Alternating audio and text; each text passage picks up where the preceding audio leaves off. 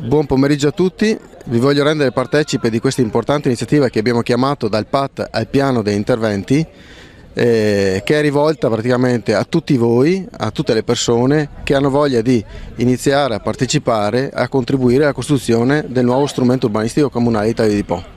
L'iniziativa è dal PAT al piano degli interventi. Con questa iniziativa l'amministrazione comunale avvia una campagna dedicata alla raccolta di idee e proposte da inserire all'interno del primo piano di interventi comunale.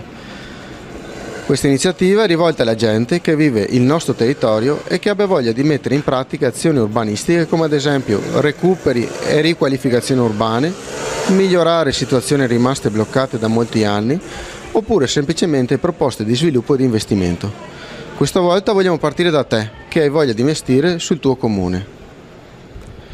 Una piccola premessa. È giusto ricordare che la pianificazione del territorio e l'urbanistica, come l'abbiamo sempre vista e vissuta, non c'è più e il piano regolatore che abbiamo conosciuto fin d'ora è stato messo in cantina.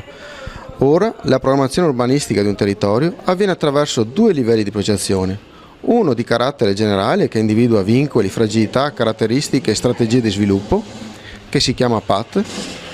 L'altra di carattere attuativo, e cioè traduce strategie del PAT in azioni concrete attraverso il fattivo apporto dei privati, e questo si chiama piano di interventi, detto anche piano del sindaco.